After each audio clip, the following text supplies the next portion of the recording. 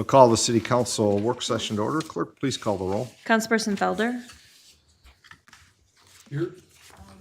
Excused. Silver. Here. Vining. Here. Remaining. Here. Lamore. Present. Mayor Clark. Present. So we'll start off, see if there's any public comment related to tonight's work session regarding the present. We'll have a presentation on our audit, but any comments from those present here this evening? See none? Next, the next item is the agenda, right?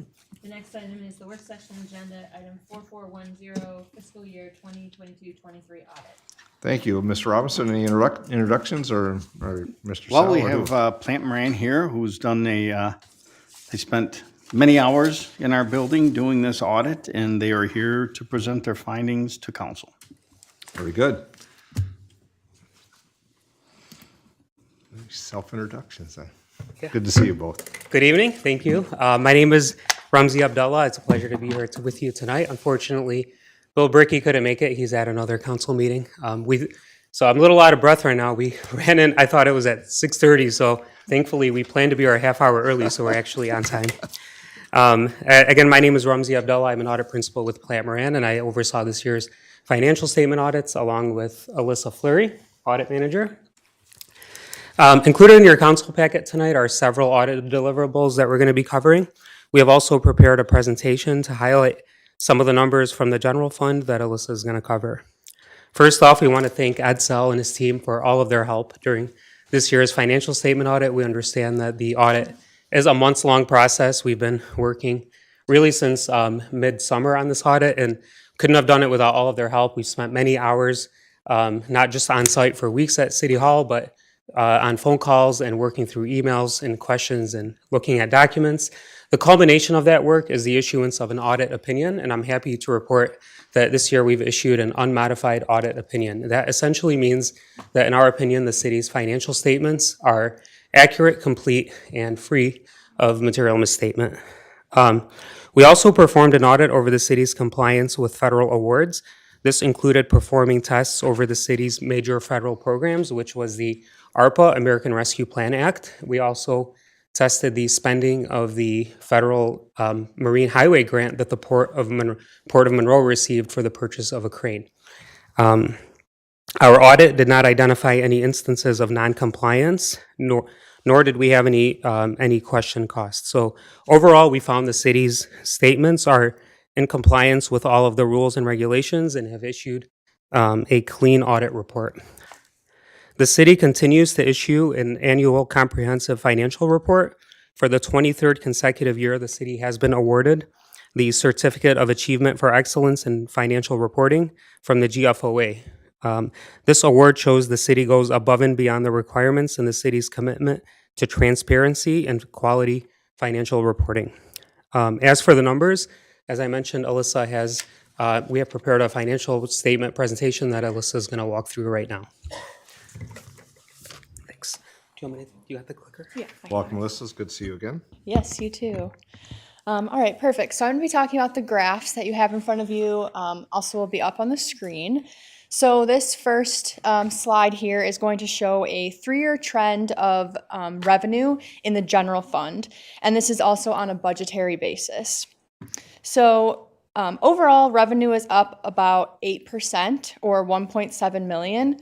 This is primarily due to two things: an increase in state sources of about 738,000 for a DNR trust fund grant reimbursement that occurred during the year, and then also a $421,000 increase in interest income related primarily to higher interest rates earned on deposits. So that large red bar that you see, that relates to revenue due to property taxes. This continues to be the primary revenue source for the general fund, which makes up about 65% of the total revenue in this fund. The second largest is coming in for revenue from state and federal sources at about 23%, which includes about 2.6 million in state shared revenue and about 1.6 million in LCSA reimbursements. So it is important to remember that that property tax amount and those state and federal sources being your two biggest sources of revenue are also two things that can't really be estimated and are out of the city's control on how much you get every year. Aside from those things that I mentioned, most revenue sources from the general fund are pretty consistent year over year. This second slide is going to be taking a closer look at property taxes. So this slide kind of shows the decline of total taxable value from 2008 being on the far left to 2023, and also projects out for the next 5 years. One thing to note is that this is presented on a fiscal year basis. So while market values have increased with the limitations of Headley and Proposal A of 1994, the city's taxable value is limited to the lesser of inflation, or 5%.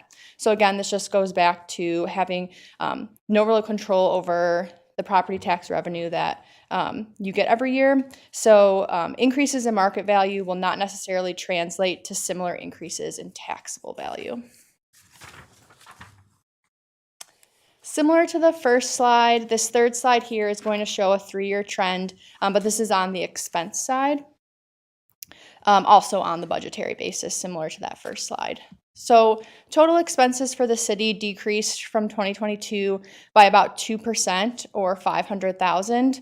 But there were some significant fluctuations during the year. So the first one you'll see is that public safety line. Expenses decreased about $5.3 million in that bucket. And that was because the city used ARPA funds to pay a portion of the police and fire wages. And that ARPA is recorded in a different fund, so it's not presented in the general fund. The general fund also transferred a total of $5.2 million to other funds this year. The majority of this went to capital projects to fund various improvement projects. So the city has fewer expenses also in the community development category, as the DNR trust fund grant expenditures decreased in current year compared to prior year. This next slide is showing a chart. So this is also looking at expenditures in the general fund, but grouped by function. So as you can see in this graph, 22% of the city's general fund expenditures went to public safety, compared to about 45% in prior year. And again, this goes back to that $4.8 million of public safety expenses that was paid out of the ARPA fund this year instead of the general fund. And then on this next slide, sort of similar to that slide we were just on, but this slide has adjusted those debt service expenditures to allocate the OPEB debt service by function. So as you can see in this graph, when factoring in OPEB bonds, 27% of the general fund expenditures went to public safety, and then 12% went to public works, and about 25% went to general government. On this slide, we're showing revenue and expenditure on a trend over the last 4 years. So the key takeaway here on this slide is that, again, the city's primary revenue sources of property taxes and state share revenue have slowly increased. The city has carefully navigated the expenditures to address funding needs, such as retiree health care, while still keeping total expenditures in check with revenue. As you can see, it's pretty close this year. Next, we have a graph that is presenting the general fund balance by the various categories. So on the far left, you'll see non-spendable, which primarily relates to real estate inventory. And then next we have committed fund balance, which represents the cemetery's fund balance. And then assigned fund balance represents amounts set aside by city management for next year's budget and also future tax reductions. So those are the next 2 bars there. And then on the far right is the city's unassigned fund balance, which increased by about $1 million this year. On the next slide, this presents the total fund balance compared to annual expenditures, also alongside the unassigned fund balance. So total fund balance is about $7.9 million at year end. But of this amount, only $4.1 million is unassigned, which is the part that's available for everyday spending. So on the far right, that red bar is showing 2024 budgeted expenditures of about $21.7 million. So unassigned fund balance of that 4.1 is approximately 19% of 2024 budgeted expenditures. The city's policy is to keep that number at or above 15%, so to be considered financially healthy. So 15 being the minimum, the city is above that minimum. The last slide here is just going through some key takeaways from the financials this year. So again, to reiterate, the city has adequate unassigned fund balance to meet that minimum percentage that is in place. With potential future taxable value reductions, it is important to be cautious with this number and to continue to plan for the future. When it comes to the pension plan, it is 78% funded. The city actually paid over $2 million in pension contributions this year, which is $306,000 over the required contribution.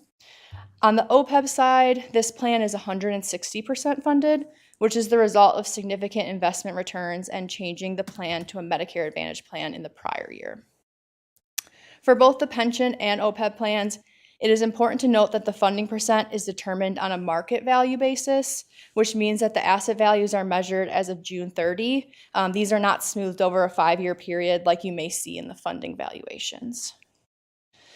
Also, the city has effective budgeting, and we noted that the water and sewer rates are in line with the cost of operating the system and accounting for capital reserves. And then lastly, the city has an aggressive capital funding policy, which includes taking advantage of grants and awards. So this year in total, the city added about $3.7 million in capital assets for governmental activities, which includes things like roads, and then about $4.2 million for business type activities, which includes things like water and wastewater system improvements. So those are the key points on the financial statements and the numbers. So happy to take any questions if there are any over anything Rumsey or I both covered. And if not, we do have one more audit report to cover, so I can cover that next. And then if you do have any questions, feel free to jump in. Sure, if you do that, please, that'd be wonderful. Cool. So the last report is the AU 260 report. This is the 7-page report included in your packet that includes the results of the audit. There's 2 sections to this letter. I'll start with the second section because that's the easier one to explain. This section includes the latest and greatest from Lansing, and it has the legislative updates, really that are not unique to the city, but statewide. So we include that for your informational purposes. We won't cover that in detail, but if there are any items in there that you would like us to cover, we can do that. And then on the first section, this includes the results of the audit in terms of any required communications over internal controls. So if we had any significant issues identified during the audit, if we had any difficulties working with management, if there was anything in that nature, this is where we would communicate it to you. I'm happy to report that we do not have any such items to report to you. We did not have any internal control matters identified. We did not have any material journal entries that were required to be posted to the financial statement. So that is all good news there. We do have 2 immaterial presentation disclosure items that we are required to communicate to you, and these are nothing new this year. The city has had these for many years. The first is the presentation of the building authority. The city treats this as an enterprise fund. Our interpretation would be it would be better presented as a governmental fund, but it's sort of a different interpretation. We find the city's interpretation to be materially acceptable, so we're able to pass on it, and that's reported as such. And then the next thing would be the recording of certain pass-through grants in the Major Roads Fund. The city records a revenue and a matching expense for federal grants that are passed through to the city from MDOT.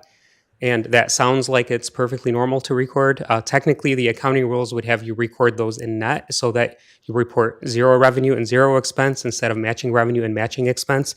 The city's position for years has been that it's easier to track this activity and a better reflection if it's captured as revenue as an expense. However, we feel that the accounting rules interpret this to report it at net 0. Again, we feel this presentation is immaterial and that the city's position in reporting is materially accurate, so we're able to pass on it. Again, I can reiterate, we did not have any significant issues or findings to communicate to you. Our audit, in addition to the City of Monroe, also includes an audit of the raw water intake partnership with Frenchtown Township. It also includes work that we do at the Port of Monroe on the port's audit. So I'm happy to report that with respect to the Raw Water Partnership and the Port of Monroe as well, we have no issues to report.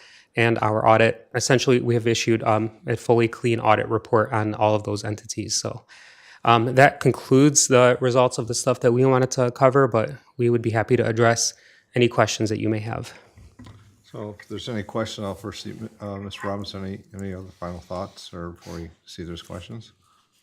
Nope, I'm all set with my questions. And Very good. Any questions from council members on the audit presentation? Andrew? Yeah. Page 6. We're showing a mild budget deficit for the past 2 years. My understanding is that we have last time I checked, it was 152. This report says 160% retiree healthcare fund in terms of its funding level. The idea that we set up that retiree healthcare fund was because it's currently in spend down and it's overfunded, is to use some of that to match the bonds to free up other funds for general fund expenditures that they could be used for other things. Is that being used to as a stopgap to fill that gap? And would that just be coming out of assets? Well, Accounting for that it's there. probably premature at this point, but I'll leave the manager or Dr. Everly, because as we need to change on the health. Because I know that that's been part of a broader strategy. Process. We're not even got to that. That's just still months away before we start the process of being able to see and how that might be utilized for just the very reasons that you state. Okay. But it's not in process at this time, but I'll see if manager has any other comments. you're correct. We are doing the background and the homework on that with our legal entities to be able to decide what we can and can't do. There's portions of that where we have to have correspondence with the Attorney General's office to allow us to be able to do certain things with that and make certain rulings. And that's where we're at in that process currently. But I think as councils, we've talked that through, and when we made this transition back to the council's authority over the healthcare fund, and that's what it is, that was part of the process of is it feasible and can it be done, and then how would we do that? But that'll come back to council if we get through the preliminaries of having the conversation with the legal reviews and state's review and accessibility of those for the purposes you're stating. And in the past 2 years, it would be my understanding that that's all just coming out of fund balance right now. You said we had 19%. We're slated to have in excess of 15%, so we're fine on that. So we have room to move a little bit. So this isn't worrisome or indicative of underlying modeling problems with our benchmarking. Mr. Sell's going to come up for that. I don't think. No, I'm not saying that it is. I know you're not saying it is, but you're just putting the pieces together by as we've talked about that, so you can see these in relation to this chart. Yeah. Yeah, in relation in this. So one thing you got to note on this slide is that it says that asterisk at the bottom, it says balances exclude revenues expenditures related to the trust fund grant. So, if you were to look at the financial statements for 2023, it's actually going to show revenues exceeding expenditures. This is taking it out because the grant can have revenue in one year and no expenditures and vice versa the different year. So it kind of evens that out.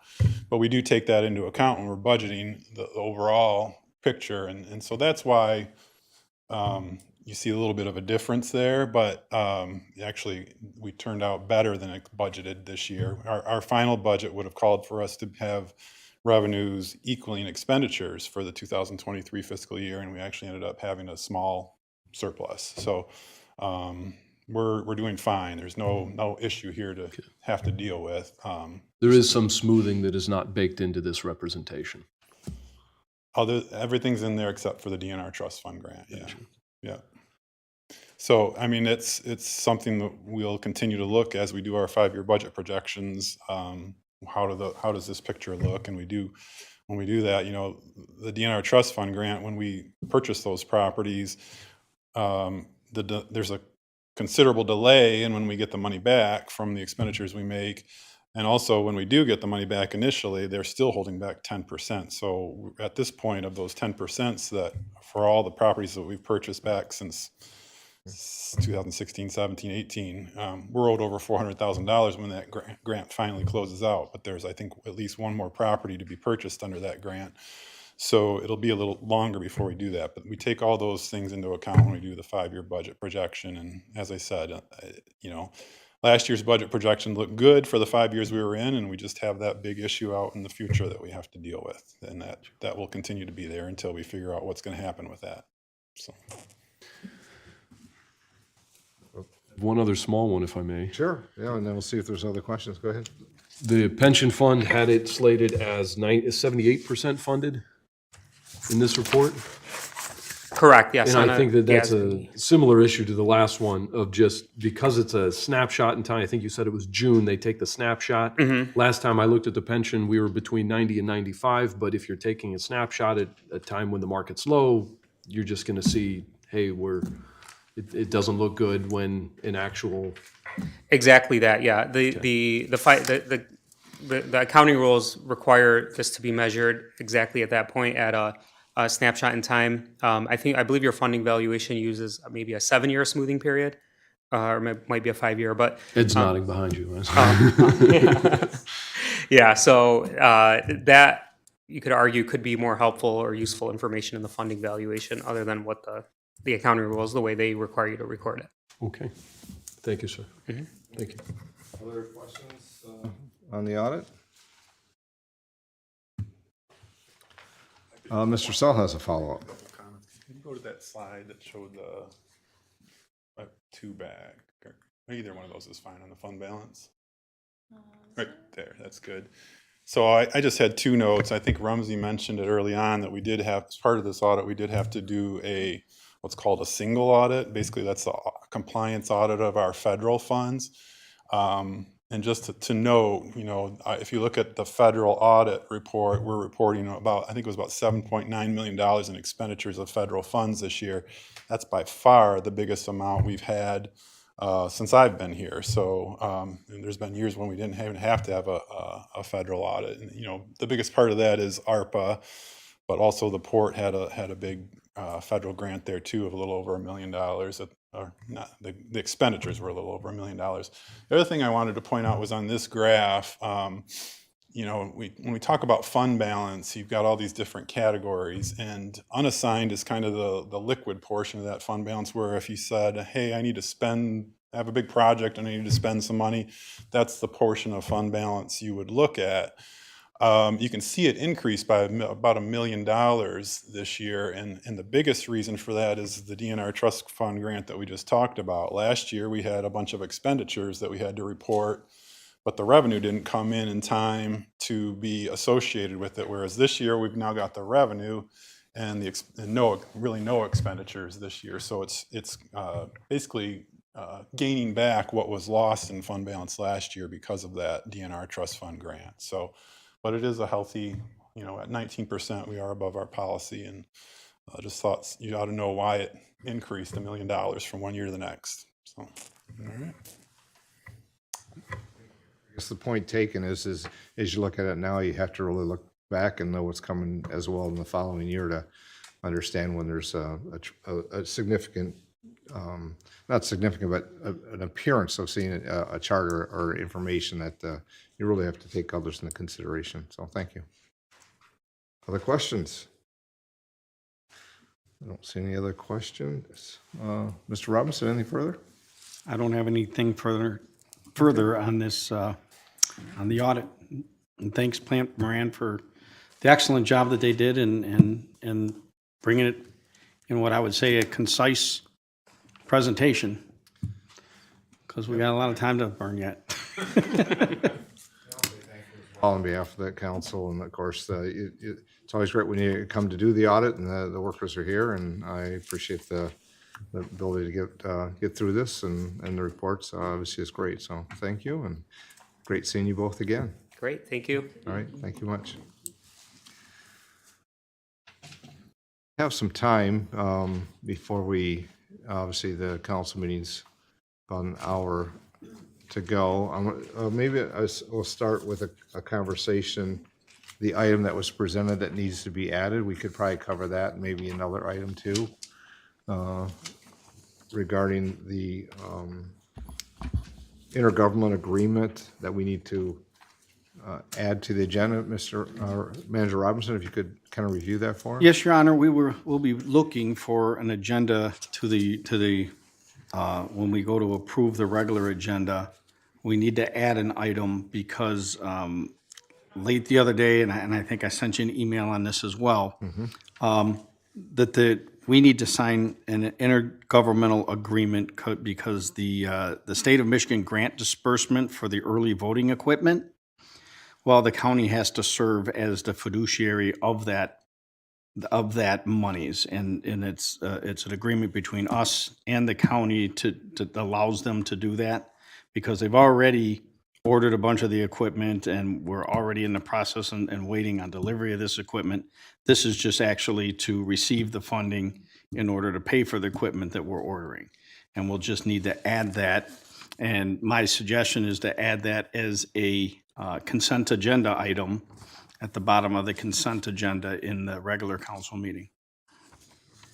Clerk LaVoy, I know that you've had conversations with the county, so if there's some additional information you want to provide, we could now, because Sure. The process started several months back, and essentially the state has mandated that the county clerks act as the coordinators and the fiduciary for the funds. The equipment has all been ordered, so it's really already happening. So this is what we need to do. And we have already received the new laptop for the early voting, the new tabulator, the new voter on demand machine, anything that I'm able to procure for the city of Monroe, I'm accepting, because we'll be able to use it. So every dollar that we can get to come into the city of Monroe, I'm making sure we do. But like I said, it's really a state designation thing, so this just is the final closing the loop, so to speak. So we need this, and I need to get it back to Clerk Osment. great. If we're moving forward and there's the equipment that's being purchased and we can get the reimbursement for it, absolutely, we should have an interlocal agreement. It's required for that, so. And go ahead. excuse me, but the best part about this is it's not an outlay of cash from the city. So it's really making sure that the county clerk is going to be able to be reimbursed by the state for ordering it. Absolutely. So, and so we bring that up, and we'll have to have some conversation just as an introduction, if city manager and clerk, because while there's some people here this evening at the work session, they may not wonder why you adding an item to the agenda that's not been discussed. We discuss it here, and then the introduction of why, just as was stated, would be appropriate as well. Sir, any other items? I can think of one that might be beneficial at this time with through Human Resources. I know that a correspondence went out to the council regarding Yes, as a city matter of fact, I manager was going to evaluation. save this for my manager comments, but I Yeah. was going to remind council members that Dr. Everly submitted an email to all of you in reference to the city manager appraisal process. And being my position started 6 months prior to the official process going in here in January, she has capsulated some items that she would be seeking your feedback on in relation to my performance in order to help set me up at the very beginning of 2024 with feedback from the council on my performance. And I've asked that Dr. Everly make sure that she's the director that reaches out to council on these items. So it's not me reminding you that, hey, we're at that quarter year mark, and hey, we're at, it's something that is a human resources, basically a function. And I'm just reminding all of you because there was a time and date that she needed some of this information back. I think it was January 1st.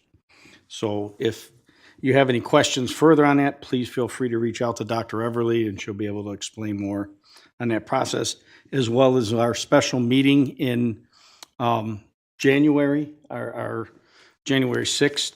that will be one of the, besides talking about economic development, that will be something that Dr. Everly will be presenting at that meeting as well. And I didn't want to take something maybe you wanted to present at the council meeting, because obviously there's at times more people here, but more people watch the council meeting sometimes, and not to do it twice over, but I think it's make sure council has some understanding of the email that was out and responding. So, Dr. Everly? Thank you very much, Honorable Mayor and City Council, Dr. Julie Everly, the Director of Human Resources. So as Manager Robinson indicated, and in your email yesterday appeared the City Manager Performance Review Tool. So if you take some time to peruse that over the next few days and weeks, what the tool does is the guide, it lays out the purpose of an evaluation. So an evaluation of our city manager is a time to celebrate, to target areas that you'd like to see improved, and to document that progress. So we're going to have a workshop on that after the first of the year in 2024.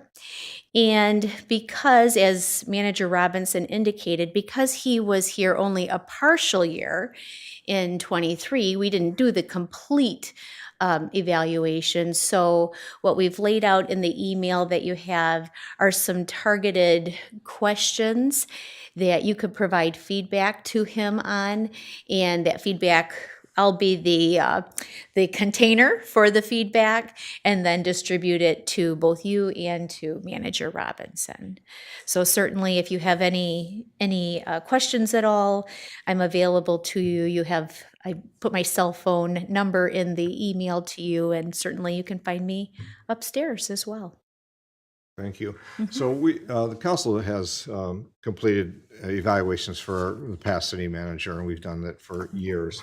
But every time we kind of look at this, is there other tools or other ways in which to, do a professional evaluation? Plus, we've maybe not had some reviews with presentation and stuff. So that's kind of the process that Dr. Everly's talking about, that we'll get into that the first of the year. So just letting you know it's coming. Please do look at the information, and just make individual contact with Dr. Everly would be great. Sure. And if I may just add, I think that as you review that guide, you're going to notice some very familiar areas of competency for our city manager that align with the areas that you focused on for our search. So everything flows from the hire to the evaluation, now to your feedback. So I look forward to working with you on that. Good, very good. Thank you. Thanks. Manager Robinson, did you have anything further that for conversation? Now we'll see if the council has any items. No, I don't have anything further on that topic. I mean, this is a work session. We're not here to make decisions at this time, but sometimes maybe something in the agenda that a council member just wants to clarification before, and then still have the opportunity at the meeting to share those comments. But always want to utilize the time the best we can, since we're here and have still a little bit of extra time. So I'll just ask, is there any items on the agenda that council wants to get any clarification as we lead into the meeting? Doesn't mean that you can't bring it up, of course, and have the conversation at the council meeting, but just maybe some clarifications that would help. Brian?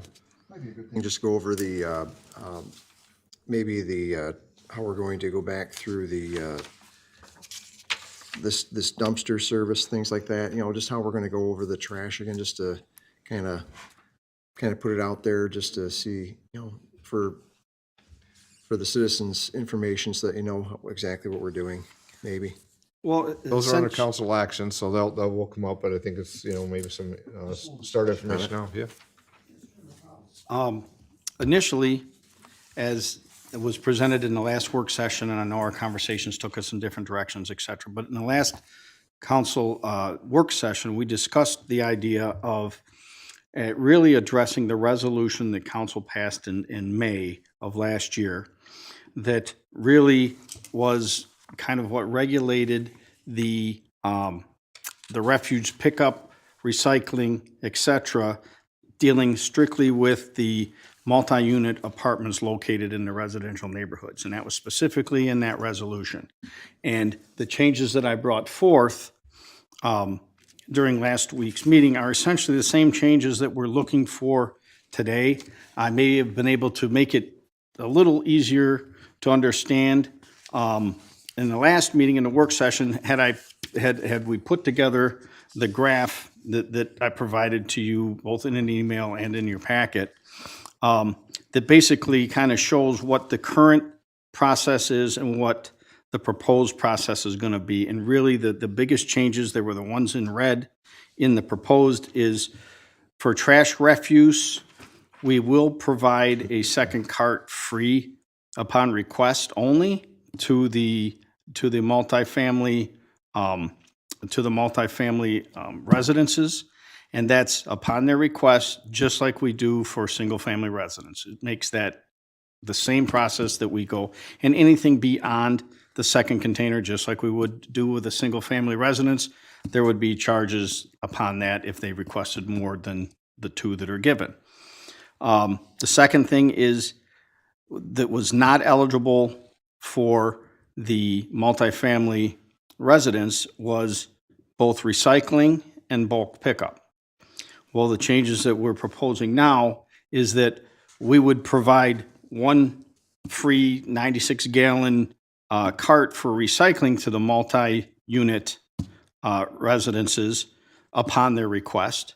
And I think it's important that it's upon their request. They have to call us because that gives us another chance to, because sometimes when you have renters, they may not understand. They might have came from somewhere that didn't have recycling. And it gives our chance for our staff when they call in to inquire about a recycling container, that they can be explained what recycling is, what you can recycle, what you can't recycle, and all of that stuff. So it's an educational portion to that, why we have them call to get one of those carts. And then ultimately with the bulk pickup, we're allowing the multifamily units on per parcel, just like a residence is per parcel.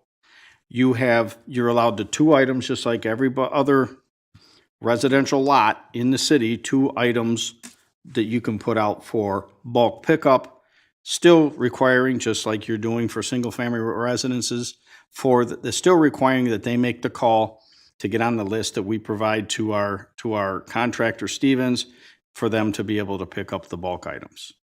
And that's essentially what we're asking to change in our policy currently, and that also, with that, allows us to, we rewrote the resolution that you passed in May to put into effect the new resolution that will be put in should you decide that this is the direction that we go.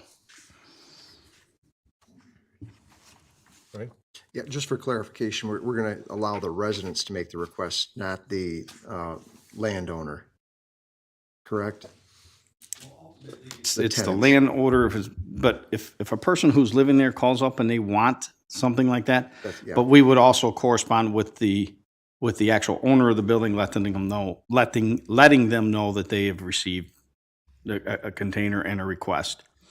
And if it's, we're providing it at no cost. And what was nice about these changes is they're called cost neutral. They fell within the guidelines that are within our contract that we currently, the 5-year contract that we signed with Stevens.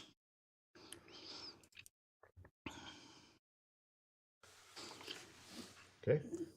Item I'd like to bring up is another item that's on the council action, is that I don't want it to throw into confusion, but may warrant some discussion, is the dumpster service contract that we're having with Republic. Now, I think it's important to note that up until now, we've been paying monthly Republic for several years, I'm assuming. About 10 years, we've been paying monthly for that service, and now we're entering a contract, and their contract prices are, they were lower than our current provider, and which is Stevens, because they bid on it as well. But we're wanting an advantage, a big advantage, because this was my question to to my director on this, why don't we just stay with the same company? And he said, well, it's really good to be under contract with two companies. And being Republic has serviced us very well. We have no complaints. They've done a very, very good job. But the thing is should we have an issue in the city like we had in the summer where we had massive trash issues or damage issues from trees and debris and all that, we now have two sources of people we can call to help respond to our tragedy or our situation or storm damage or whatever we have where it requires, if there's massive flooding, we have two that we can reach out. And usually if you're under contract with somebody, they'll give you a bid for them to help out with doing something of that nature. And I thought that was a good measure to have two separate contractors that we could call upon in a situation like that. I just wanted to make that for clarification because those were, when I was talking to Director Lewis on this, that I wanted to make sure that we made clear to you, because sometimes when you read that and then you think, oh, it's tied to this other contract, having them both on this at the same meeting, I just want to make sure that they are two separate items, and that's what we're looking for. Very good. Michelle? So back to the refuse, the bulk pickups. In a landlord-tenant situation, is the landlord supposed to call for a bulk pickup? That We lives there, Are would they allowed to do that?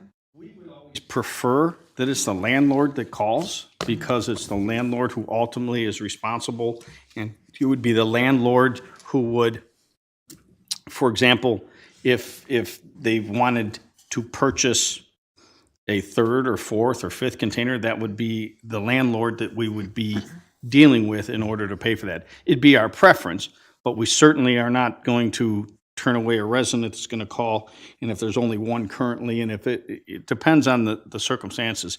When there's, maybe 8 apartments in one parcel, then we're going to definitely have to deal with the landlord. But if you're dealing with a duplex where it's owner occupied on one side and not here on the other side, we want to make sure that we're being responsive to the people who are actually living in our city as well. Yeah, I'm thinking that the landlord may not even be aware of what they're throwing out because they don't frequent the neighborhood all the time, so. Right. Okay. Right. All right, thank you.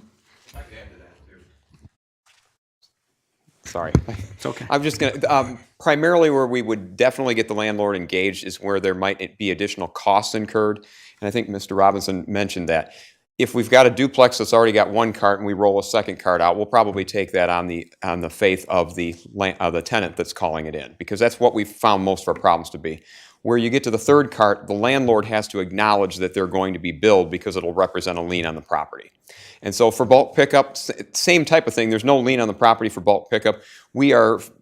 I'll say there's a little bit of a gap there. Fingers crossed that we don't end up with with both sides of a duplex putting 2 items out the same week. If we see that happen and they both call in, we'll probably just ask Stevens to pick that up. We're not gonna ask the landlord to get involved if his tenants call in a 2-item bulk pickup. It's not likely to happen very often. But I just want to clarify that we will engage the landlord for sure when additional costs might be incurred.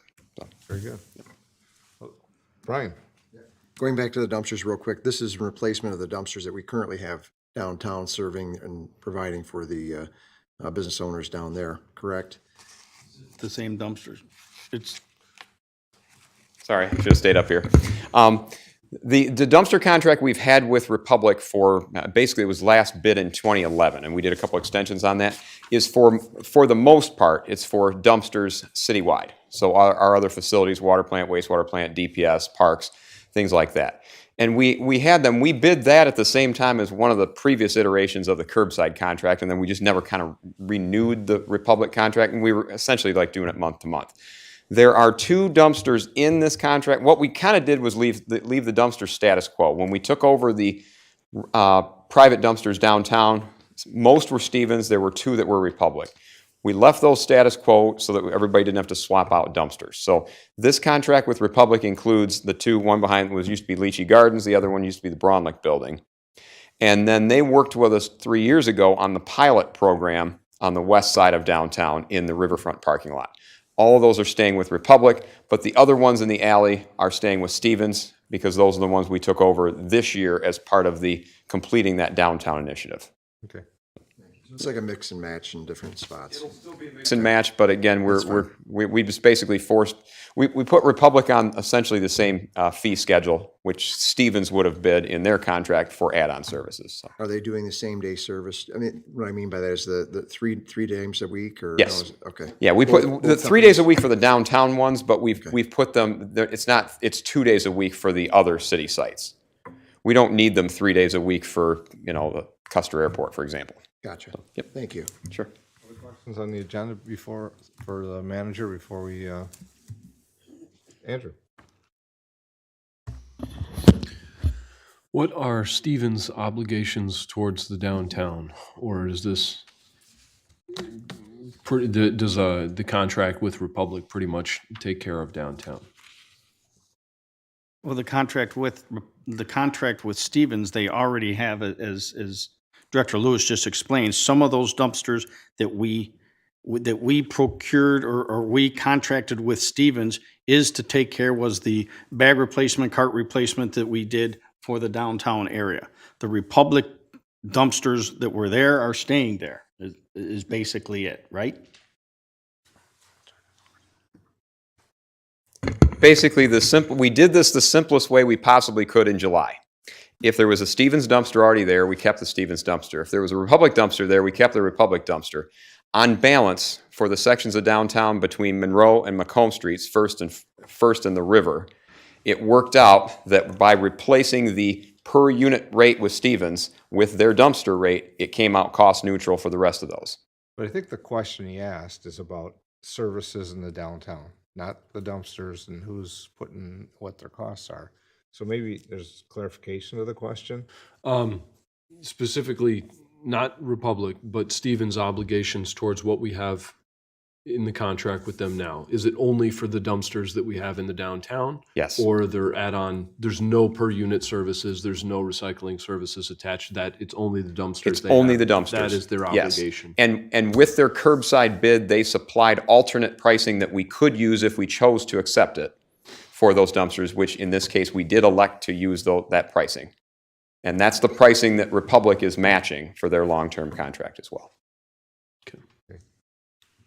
So if we were adding units for, say, recycling services in the downtown, that would be an additional usage that we'd have to go and calculate? Yes, and that would likely fall, and we'd put that under Stevens' contract. I would imagine. Yep. Okay, thank you. Brian? Apologize. The cart that, for instance, we have a cart for Lemoore Printing downtown. Does anybody else in downtown have a cart besides us? Not that I'm aware of. Then I that should don't. be taken off. That should be taken away. I shouldn't be the only one that has it. Well, I mean, we do use it, and I understand it as a weight issue, and the reason why we do use it is because we do have a lot of excess that we used to recycle, well over a couple 100 pounds a week. But if we're the only one on it, I don't see that as being very good neighbors. So I think that's a recycling cart? we used to have a recycling cart. Now we have the regular trash cart that replaced that. And that was offered initially in July with the rollout to two first-floor buildings on the north side of Front Street out of recognition of the difficulty, the distance traveled to the alleys and the dumpsters. And we were pleased that very few availed themselves of that, just because then that allowed us to keep our costs down while still using the common dumpsters. But we offered that to everybody on the north side. It's not just a Lemoore Printing issue. It was, we offered it to everyone between Monroe and Macomb on the riverside just because of the difficulty. So That's within the contract, correct? that was with it. Yeah. Okay. That was what we determined to do. So. Other questions? Andrew? Follow up on a discussion that we had last meeting, I would still like to opt to offer the downtown businesses who opt into it a recycling cart if they wanted to use that. And I understand that that comes at an additional cost. That's my perspective. I think that that's probably going to be a different issue than the resolution that's on the agenda for this evening. But I would still like to do that and want to state my intention to do so. The rest of council can speak for the rest of council. And I can actually explain that, and you and I had this conversation, is what I would like to do is query the downtown businesses to ascertain a number of businesses that are interested in having a recycling cart. And then once I have that information of who actually wants one, who wants to participate, and there will be rules with the cart has to remain within your business, except for the date it is going to get picked up. And then once I know if it's 2 businesses, if it's 20 businesses, I won't know that until we actually query those businesses. And then at that point in time, I will reach out to Stevens, and we will reach out to Stevens, and we will get a price for those things. And at that point in time, we would be bringing that issue back to council for you to make the decision on whether or not that's the path we will go or not. Very good. Any other questions? Any other items for the, good for the meeting? I don't see any. Time before the meeting then, at the work session. Oh, Brian, do you have something else? Oh, I thought you were, okay. All right, I think then we're done for now. At this time, we'll close the work session, and we have until 7:30.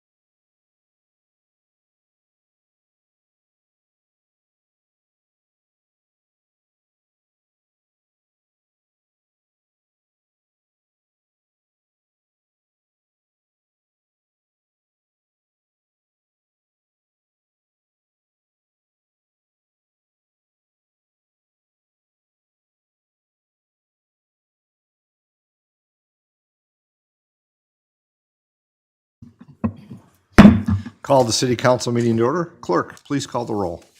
Councilperson Felder? Here? Whitman? Excused. Here.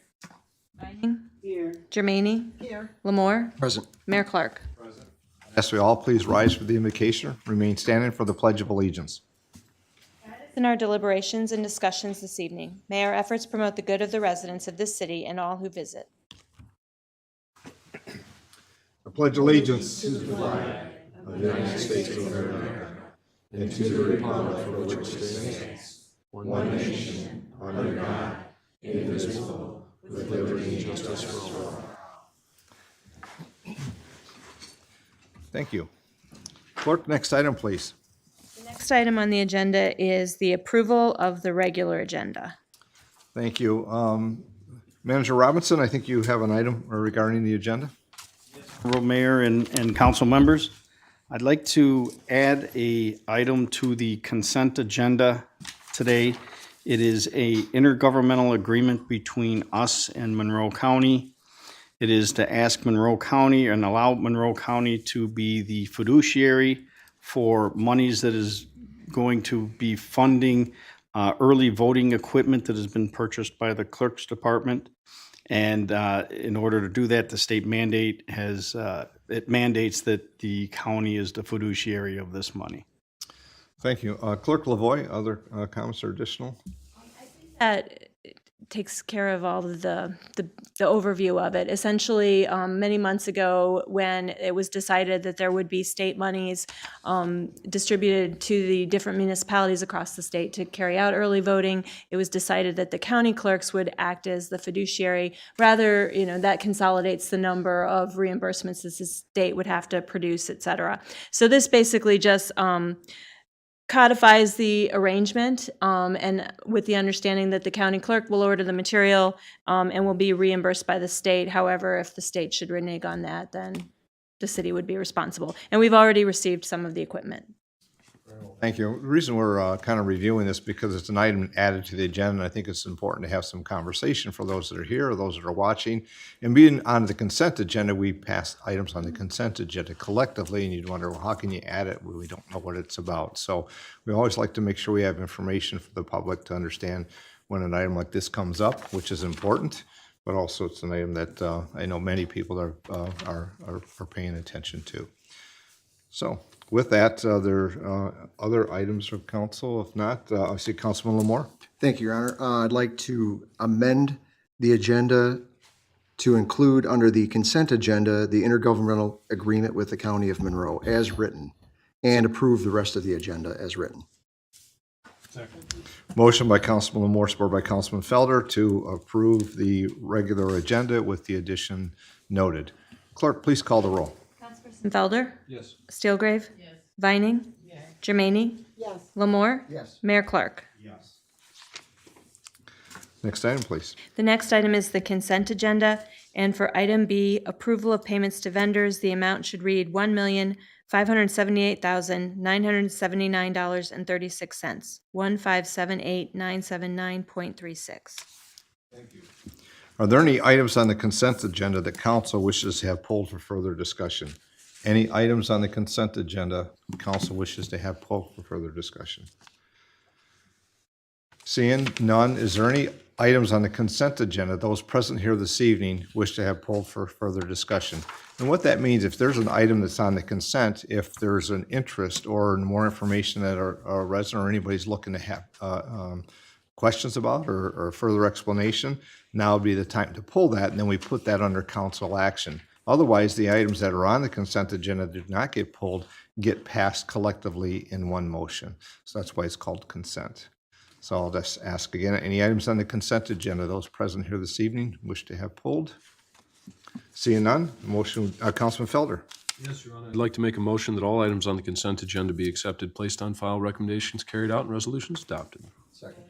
Motion by Councilman Felder, supported by Councilwoman Stelgrave, that all items on the consent agenda be accepted, placed on file, recommendations carried out. Clerk, please call the roll. Councilperson Felder? Yes. Steelgrave? Yes. Vining? Yes. Jermaine? Yes. Lamore? Yes. Mayor Clark? Please. The next item on the agenda is presentations, communications, and public hearings.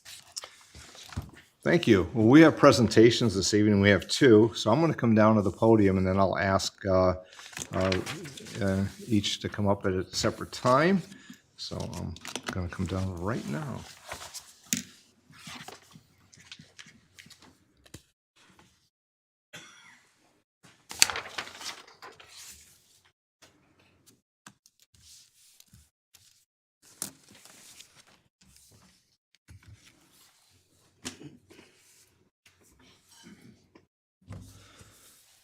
Well, council members and of course the public, it's a great pleasure this evening to have the opportunity to recognize our residents, our citizens for the work they do, the work they've done, and what makes a difference in our community when we have volunteers and those that give of their time. We've said this amongst ourselves many, many times. You know, the volunteers are the heart and soul of our community. Without our volunteers, our boards and commissions, and the support that we receive, then there's leaving it to the council. And I think then we miss a great opportunity for the opportunity to have people engaged and find how they also then can become, I'll say, stewards of our community through their service. So the first the first certificate of appreciation, I'd ask Paul Livernoy and Mary Livernoy to please step forward and join me.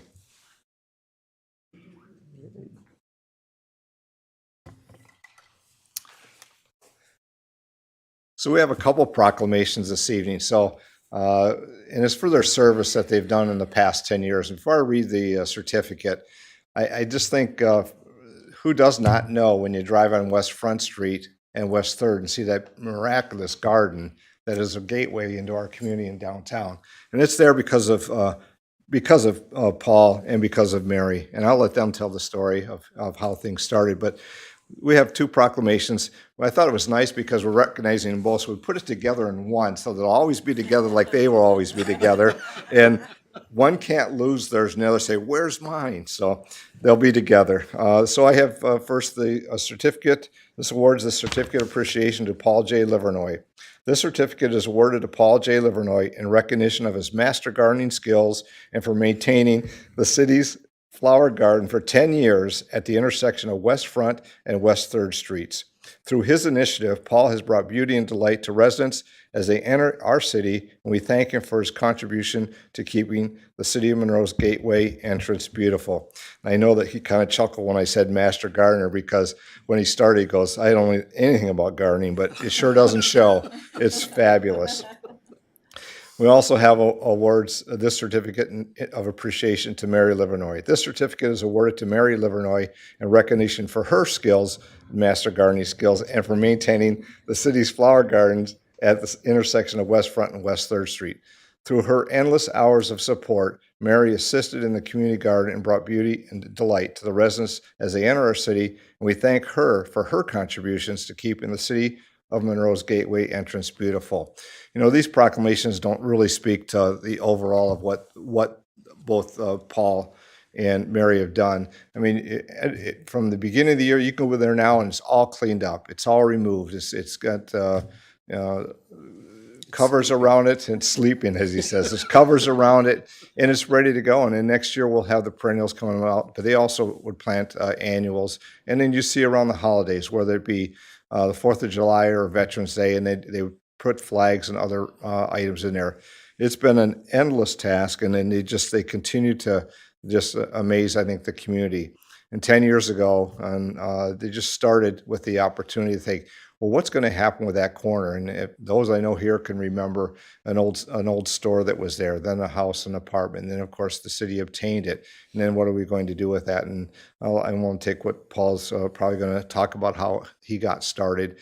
But look at how wonderful it is with just some effort and a vision and a plan. And of course, you can't do it alone.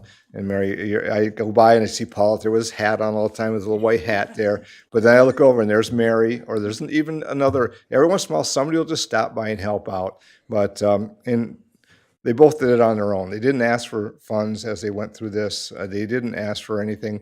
Partnership with the city for things that might come up. But in the end, it was we are much better as a community for service like this. So I want to congratulate both of you. So Thank you very much. I'll give this to you. Oh, I'm gonna give it to her. So I'm gonna step back here for a moment. I won't take his notes. Please, any comments? Okay, I'd be glad to. Thank you. Thanks, Mayor and Council. Very much appreciate your time. It doesn't seem like 10 years. It seemed like it went by a lot quicker than that. But we're very, very proud of how the community received that garden once we started it. And I just want to follow Mayor's comments in regards to Mary. You know, Mary, I kid with her when I say that she's helped me plant well over 5,000 to 6,000 flowers in that garden through the years. She's probably pulled pretty close to that same number in weeds out of there at the same time at the end of the season. But basically, just I couldn't have asked for a better partner. And I guess I'm just going to harbor on that for a second. I couldn't have asked for a better partner to be down there to help me. Anything from the ideas that she had to the work ethic to the, I think it'd be a good idea next year if we put flags down, maybe 50 of them, one for each state, those type of things. We could put them for Memorial Day, right through Thanksgiving, yada, yada. The mayor touched on that. But I also want to take just a second to recognize some people behind the scenes that made this all happen as well. Basically, when I had the idea to go down and do what I wanted to do and talk to City Manager George Brown and Mayor Clark at that time about how that corner could look, basically what it came down to was that I was retiring from Michigan Gas Utilities at that time, and I knew that I had their backing if I chose to do something down at that area financially. And basically, I just needed a partner. And with that being said, Jeff Hensley, who happened to be on council at that time, lived very, very close to that location, by the way. I met with him one evening. I asked him to come down, and we talked. I shared that vision of a little hill there, a couple trees, some bushes, flowers, so on. And basically, he bought right onto the idea, which was great, because I needed a long-term commitment. It wasn't going to be one of these 1 year financially, could you help? Well, maybe could you help the following year, that type of thing. No, we wanted to go for like about a 10-year span between Michigan Gas Utilities and DTE purchasing those flowers, bushes, and trees that have been planted down there. It's really important, I think, to note that no taxpayer dollars went towards any of those flowers or bushes or trees down there, which was, to me, it just made it a nice success story. So after I got the approval from Jeff, I got the approval from MGU, I went and I talked to my neighbor, good friend, and the owner of Jack's Lawn Service, and I said, Jack, I would very much like to get the darkest, richest dirt I can get to fill in that location, because it needed it, because there were a bunch of bricks and blocks and everything from the demolitions. Jack looked at me and he said, PJ, he said, you don't want dirt, you want compost. And I'm going to reveal the secret of the whole thing here tonight now. He said, you want compost. And I said, not being a gardener, I said, okay. He said, my mission here is to make you look good. He said, compost will take a 10-inch plant that would be in dirt and make it a 20-inch tall blossoming plant with compost. And he was right. So all those master gardener comments that have been made through the years as far as my ability or whatever, I have to give the credit to Jack Stern on that. So thank you very much for that, Jack. Parents, they're a silent partner in this whole thing as well. Right down the street they were at the time, and we all know that they're located out in the Ida location, but they would bring the 500 to 600 plants that I would order each year in to their store. I'd go right down and pick them up from them. 500 to 600 plants, and Darlene and Mike Perrin would give me a bill for $500. I mean, if anybody, in 100 of those plants would be the geraniums, the large ones. So anybody that knows anything at all about gardening knows that's a steal in itself. And then basically that just continued every year. DTE would get the bill one year, Michigan Gas Utilities would get it the next. And I have to thank MGU, you guys, for all that, because basically that compost that I'm referring to cost about $4,500.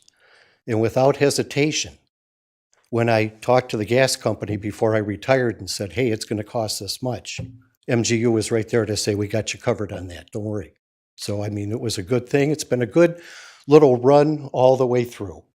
nice partnership, wonderful people to work with. Bill Walters down at the city, Brad Willie from the Parks and Rec.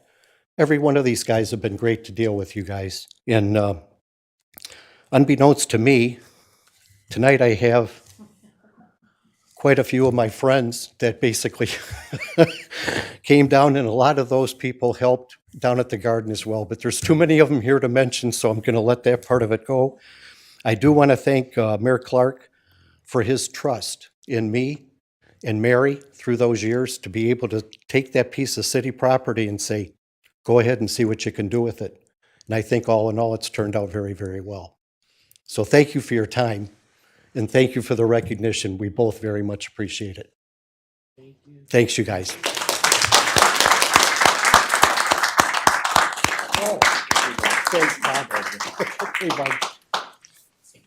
I remember when Paul and I first met, it was just the community was getting together for some planning and what do you want your community to look like? I thought, well, this would be interesting to go down and see what it's about, and sat down at a table, and the person sitting next to me was PJ Livernoy, and we served on the planning commission together. So I always say if you take the opportunity and step forward, you not only build things for the community, but you build long-lasting relationships.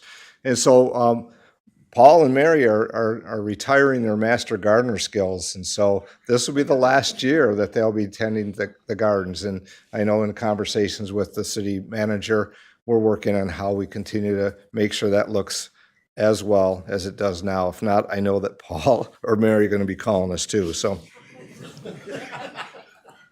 very well. So we have another presentation, a certificate of appreciation this evening, and it really ties right along what it takes to be part of the community, both employed, but more so as a volunteer, and decades of service to our community in a difficult role, and a role that needs a lot of support. I'd ask that Joseph Liebig join me here, please.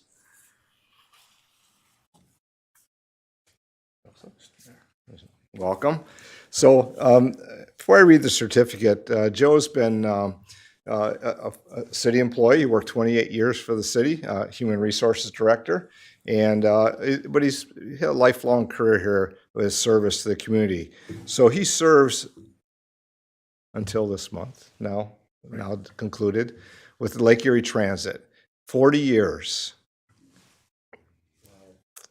40 years he served on the Lake Erie Transit Authority Board as a member, and you think about the transitions 40 years ago and the needs for what it was with transit, and we still have needs today with transit, and how that continues to transform and what those services provide to those that may have the greatest need, but also there for service for all, of any opportunities to be able to get transit for their livelihood, but also just the ride. So I'm going to read the proclamation, and I'll have another comment to make about Joe. So, in grateful recognition for 40 years of faithful and distinguished service to the Lake Erie Transit Authority, through his decades of service and leadership as chairperson, much was accomplished with the new downtown transfer station at City Hall as an exceptional example. On behalf of the residents of Monroe, I'd like to express appreciation to you for serving the citizens of Monroe with distinction and honor. So those that we recall here just a couple of years ago, as we made transformations here in City Hall and space became available, rather than putting another conference room in, which is what it was before, and then the tenant that was using it had departed, the discussion started. And under Joe's leadership, along with the executive director, Mark Jagodinsky, it's time to make our transfer station something that's for all.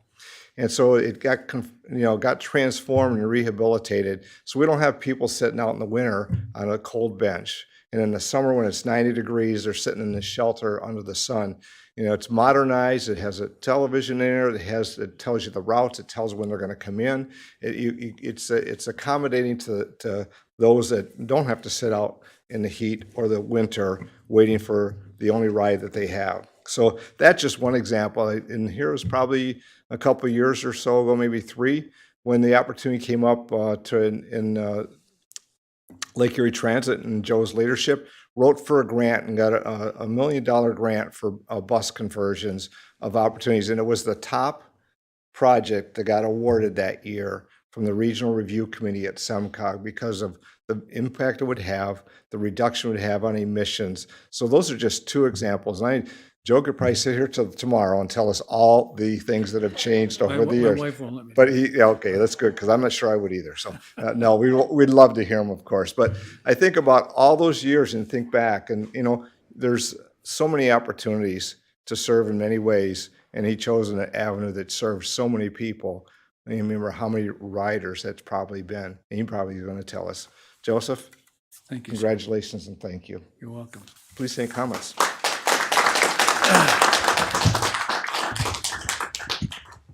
Well, the mayor's right. It would take a long time to talk about what Lake Erie's done, but to me, it's what Lake Erie is.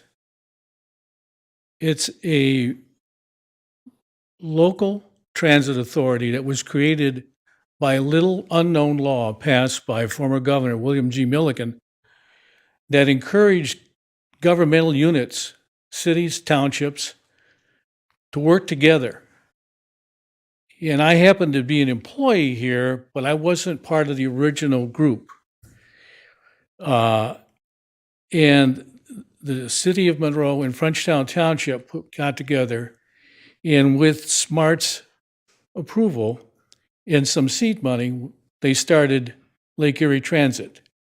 I was asked to be an alternate, and this came out about 2 weeks ago. I didn't think it went back that far. I remember in 1985, so I thought I was here 38 years, but the general manager said, no, it's 40. So and they got the records to prove it. But one of the things that's made Lake Erie what it is the fact that it touches so many people. Pre-COVID, in the fiscal year pre-COVID, we had 400,000 rides in this area. Now you got to think about the population of this county is 150,000 people. Or we filled Michigan Stadium 4 times.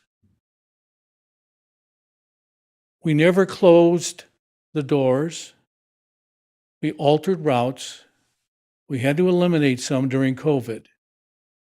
This year, the projection is that we will reach 300,000 rides. It is something that this community should be proud of. From when I came on the board, the buses we had then,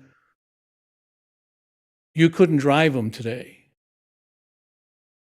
One of the things that we say at Lake Erie is we get you from here to there. And that has made me feel like I've given back to this community for what it's done for me, for my children who have gone across the United States. But I have been blessed because at Lake Erie, we serve without any remuneration. But one of the things that is really good is that Lake Erie belongs to the American Association of Public Transits. We belong to the Michigan Association of Public Transit. So I got to go to conferences, to seminars as a member of the board, chairman of the board, representing the city of Monroe. And I was very proud of that. I'm proud of what Lake Erie has done. It's going to continue on. There's good leadership there. You have a council person who works there. I would encourage any of you who have not had a chance to see our facility or any of the facilities to give a call to the general manager and take a ride on one of our buses. The future of transit is being developed around us. Now, you may have heard a lot about electric buses or what it's going to be in the future. Well, right now, we have to decide what Lake Erie is going to do. Just to give you an idea, in today's marketplace, an electric bus costs $1 million. That is money that has to be thoughtfully spent.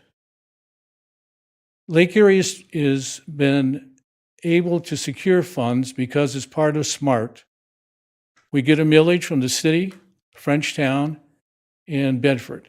And we service those areas.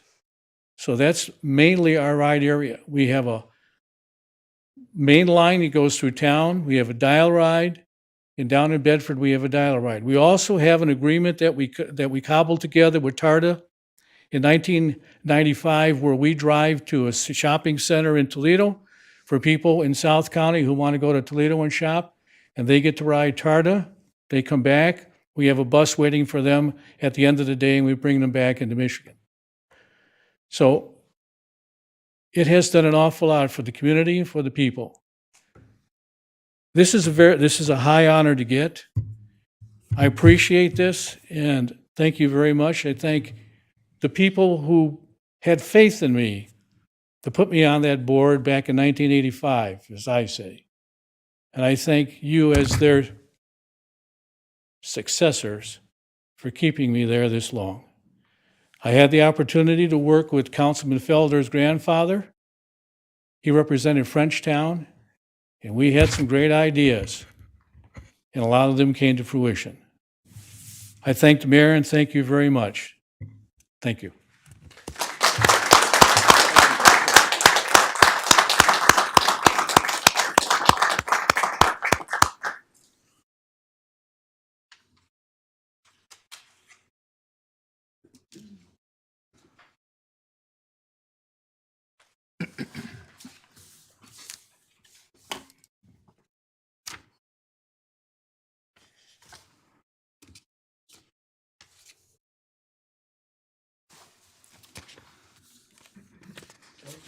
Please.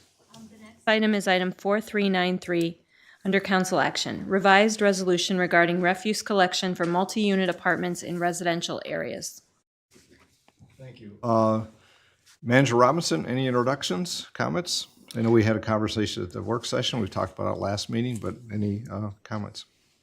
No, in case there was individuals who might be tuning in now or people who weren't present for those sessions, I think it's important that we mention that, as everybody knows, when we started in July with the new trash service, there were some things that were created in a resolution back in May that we needed to see how they played out, because no one knew what the results were going to be. And a lot of this in the resolution that we're talking about tonight was regarding the refuge collection for multi-unit apartments in the residential areas. And as we discussed and as we received feedback from our public, from the community, we cataloged issues, we kept track, and the largest issues that we saw, this is what this resolution is to basically fix. And really it comes down to basically three separate changes that are going to occur first of the year upon council's approval and approval of the resolution. First would be that a refuge trash collection that, multi-unit residencies, they received one cart from our trash pickup. Well, now they will be eligible to receive a second cart upon request. They needed to request that from our staff members here. And anything above two, obviously, there's a charge just like it is for single-family residences. The second thing would be the ability to recycle. In the old proclamation, multi-unit residences were unable to have the recycle bins. What we've done now is we are going to allow one free 96-gallon cart per parcel for the parcel units that are there. And it could be from a duplex to an eight person facility. You get one recycle cart, and that has to be upon request only, and it matches exactly what it is for all of the residential units also. And the third thing was bulk pickup. Bulk pickup was not eligible through the multifamily residential units. It will follow the same rules that there are for single residential units, where each parcel is allowed 2 items free on Fridays. And in order to put out for bulk pickup, you are required to contact the city and get on the list that we provide to our contractor to pick those up. And those are the three items that we've identified that were, I would say, 90 to 95% of the complaints that we received and questions that we received from our residents after this has occurred since July. And that is hopefully these changes will rectify those inquiries and issues. Thank you. I know also within the presentation, there was a chart which was very helpful. I think it helped clarify some of the conversation from our previous meeting, so I thank you for that. Any questions from council members for administration? If not, a motion would be in order. Councilman Lamore? Your Honor, I'll make a motion that the resolution ratifying the revised rules and regulations established by the city manager as they pertain to the collection and billing of refuse, recycling, and yard waste services for multi-unit apartments in residential neighborhoods be adopted. There's a motion by Councilman Lamore, supported by Councilwoman Germain, on item 4393, the revised resolution regarding refuse collection for multi-unit apartments in residential areas. Clerk, please call the roll. Councilperson Felder? Yes. Steelgrave? Yes. Vining? Yes. Germaine? Yes. Lamore? Yes. Mayor Clark? Yes. Next item, please. The next item is item 4394, contract approval, City of Monroe dumpster service 2024 through 2028. City Manager, before I get further this, I know those that received it were here and family, I know you have things that you're probably going to be celebrating with, and, feel free to depart if you wish to do so. That's fine. I'm going to see Mary and Paul and Joe. I'll see you all again soon, but thank you for being here and thanks for the support. I greatly appreciate it. So, Manager Robinson, any introductory comments on item 4394?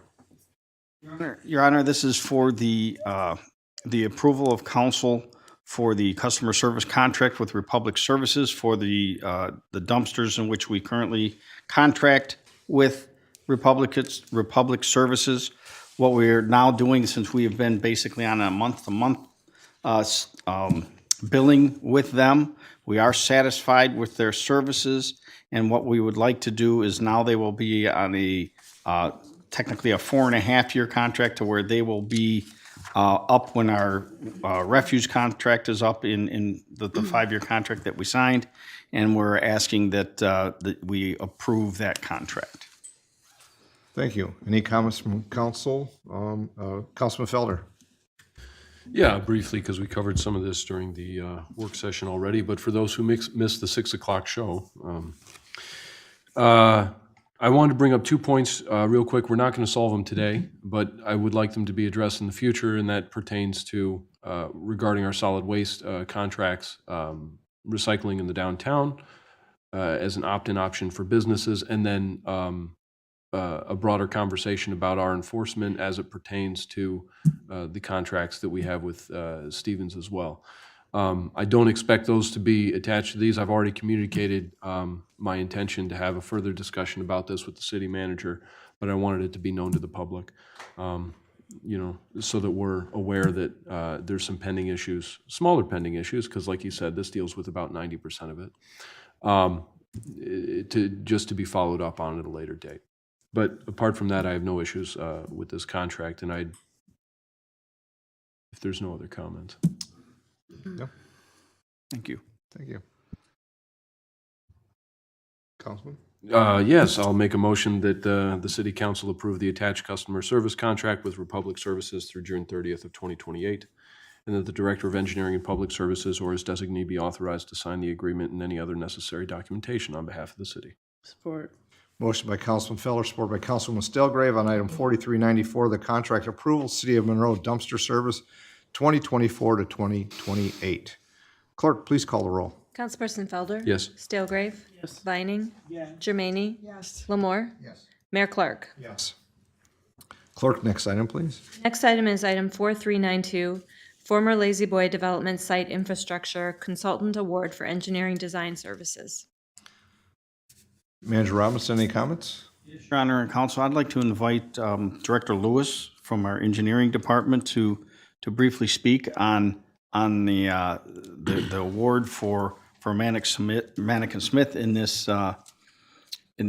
for the further design to in the Lazy Boy development site. Mr. Lewis.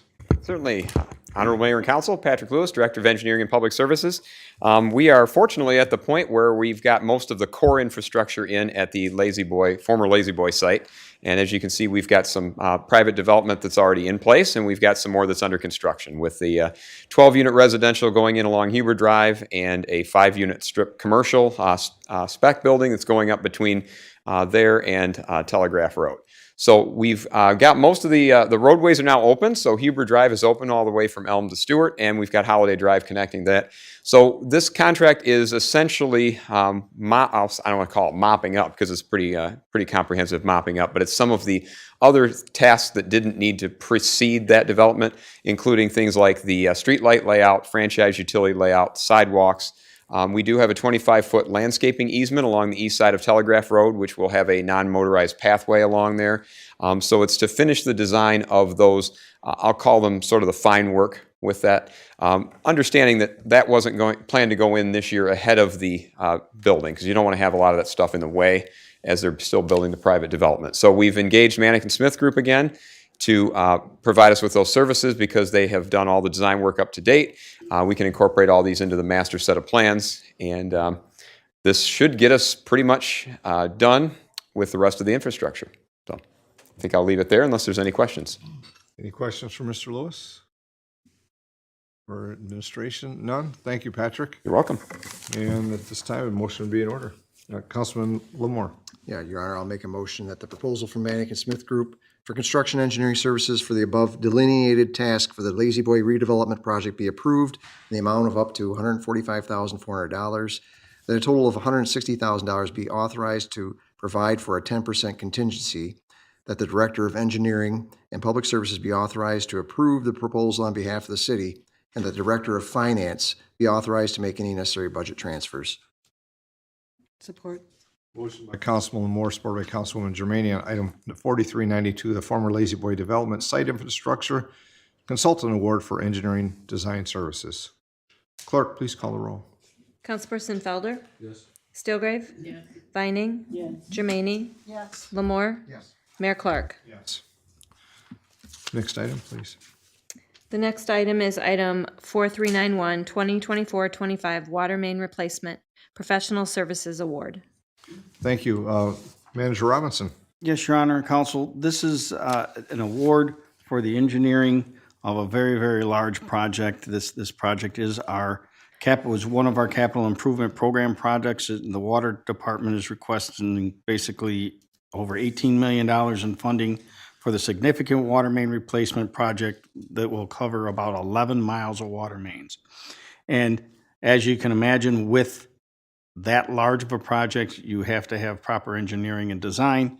And this contract is basically, we are asking that the contract be awarded to the Manick & Smith Group for this project and to complete the design that is necessary for a project of this size. Thank you. I'll make a comment first, noting that as in our fact sheet, which is the information for those of you who may have an agenda, and it's always available online, some of the details and background information. In this particular, there were 3 bids that were submitted. 4 went out, 3 came back. So when you talk about a significant project like this, you want to see and what the market's going to say the cost to do this work is. And while significant, this is the item that came in to be recommended as well. So that's probably my only comment, unless there's no others. A motion would be in order. Councilwoman Germaini. I'll make a motion. Item number 4391, move that a professional services contract be awarded to the Manick & Smith Group for a base amount of $785,900, that a total of $900,000, including a contingency for possible additional work and soil borings be encumbered, that the Director of Engineering and Public Services be authorized to execute any necessary agreements on behalf of the city, and that the Finance Director be authorized to make any necessary transfers, including advancing funding from water fund reserves. Support. Motion by Councilwoman Germaini, supported by Councilwoman Stilgrave on item 4391, the 2024-25 Water Main Replacement Professional Services Award. Clerk, please call the roll. Felder? Yes. Stilgrave? Yes. Vining? Yes. Germaini? Yes. Lamore? Yes. Mayor Clark? Yes. Next item, please. The next item is item 4404, consideration of lease agreements with National Park Service. Your Honor and Council, again, this is a very good partnership that we have with the National Park Service, and we're asking for your consideration of a lease agreement with the National Park Service in regards to the National Battlefield Park Visitor and Education Center. And I'd like to invite Director Cochran to be able to speak a little in more detail about what this is going to entail. Thank you. Good evening, Honorable Mayor, City Council. Mark Cochran, Director of Economic and Community Development. You may remember back in 2017, the city worked with the Battlefield Foundation to conduct a space analysis of the then vacant multi-sports complex to prepare for the relocation of the Education and Visitor Center for the National Battlefield Park. At that time, there was space delineated both for the Park Service as well as the foundation. And you may recall the early preliminary versions of that also called for the relocation of the city's Parks and Rec Department to that facility as well. And so that facility has been owned by the Monroe Building Authority, who issued the bonds to finance the construction of the building. I'm pleased to say that in the end of October, we paid the last bond payment and paid the building off. And last week, the building authority transferred ownership of the facility, or approved a resolution to transfer ownership to the city of Monroe. That is significant because the existing leases are between the building authority and the city of Monroe, and then the city subleases to the Battlefield Foundation, and the foundation has the existing agreements with the tenants, including the Park Service and the Tourism Bureau. So with the change in ownership, we need to redo the lease agreements, and so the agreement before you this evening is a lease between the city of Monroe and the National Park Service. It's a 20-year lease that would end on May 31st, 2043 with a subject to renewal. The Park Service is going to pay $1 a year plus $7,000 annually toward utility costs with an annual increase of 2.4%. The Park Service isn't leasing the whole building. Primarily, they're leasing their office spaces that are in the upstairs of the facility, as well as shared public space with the city that includes the visitor center lobby and other spaces that are delineated in the agreement itself that's in the agenda this evening. There's about 64,000 square feet. The Park Service will lease about 13,700 square feet. The city will provide 38 parking spaces for the employees as well as the Park Service vehicles. And then another item of note, right now when the National Park Service wants to provide educational opportunities or partnership programming in any city park throughout the Heritage Corridor, they have to receive our permission to do so. What the city is agreeing to in this lease agreement is that the Park Service employees will have the ability to conduct educational programming anywhere within the boundaries of the project area, the Heritage Corridor Master Plan, but they do have to give us 2 weeks' notice so that we know these events will be going on so we can coordinate and communicate with the proper departments. An item also of note is the city does retain the responsibility and maintenance for the property. The Park Service will be responsible for their custodial and cleaning as well as normal wear and tear. And so if this agreement is approved by City Council tonight, the next step will be for us to begin discussions and negotiations with the Battlefield Foundation on their existing lease. Looking forward, it's probably going to include mostly their office, the gift shop, and the education center. The benefit to this lease agreement is the current lease agreement with the foundation is responsible for all maintenance and repairs, including capital improvements in the building. The foundation over the past several years has not had the capacity and the means to do a lot of the improvements that the city has taken on, including the new roof, as well as some other exterior building and interior building improvements. So the city has been bearing those maintenance responsibilities all along. This will allow the Battlefield Foundation to do more fundraising, to do more educational program and capital improvements to help fund improvements to the entire Heritage Corridor in partnership with the city. And so we will begin discussions with the foundation on their lease agreement as well as the Tourism Bureau, who also has an office in the building. And those two agreements will come before you in the future as well. Thank you. Any questions from council for Mr. Cochran or administration? Councilman Felder. After both leases are negotiated with the National Park Service and with the Battlefield Foundation, what pieces of the building, if any, does the city plan on retaining for its own use? Part of the negotiations with the foundation, the South Arena will be a big part of those discussions, whether the foundation is going to continue to manage that event center, or whether that's something the city wants to take over. Those are going to be discussions we're going to have going forward. The northern exhibit space, is that the National Park Service? Is that included in this agreement? No, that's the Battlefield Foundation. So to the credit of the foundation, they've gotten over $4 million in state appropriations to build all of those exhibits, as well as a lot of corporate and private partners as well in grants. And so they've been the ones who have built all of those exhibits, and they'll be the ones to lease that going forward, not the National Park Service. Has the Battlefield Foundation managed the rental of the South Exhibit facility in the past? They have. Do they plan on do we plan on having them continue to do that? That's going to be a discussion. Again, I don't have the answer for that, whether they've got the staff capacity to continue to do that. I think the discussion all along has been the rental of that event center. The proceeds and profit of that will go back into the maintenance and the upkeep of the building that we've been bearing the responsibility for over the past several years. So whether that's the foundation, the city, or another entity that we could contract with to not only manage those special events and lease it, but also promote it to make sure that it's filled so that we're getting that revenue to maintain. Councilman Lord, you have, Yeah, thank you, Your Honor. So I'm just wanted to reiterate this, that the foundation is going to be responsible for the upkeep of the building. Am I correct in saying that? No, right now the city's going to take that back. For the time being, the Park Service will be responsible for the day-to-day maintenance, cleaning, custodial, capital improvements and such. We'll continue to maintain that responsibility unless that changes in a future lease agreement with one of the other parties. But at this point, I will say too, with the $2 million that the state provided to improve the HVAC equipment, the funds that the city has spent on the roof, the upcoming parking lot project, we're really getting the building into a really good, solid position and taking care of a lot of the deferred maintenance that we've been plagued with and experiencing lately. So, Yeah, my only concern is that it's a 40-year lease, and after 20, it's back to square one again with the maintenance of the big items like the roof, the HVAC, et cetera. That's my only concern with that.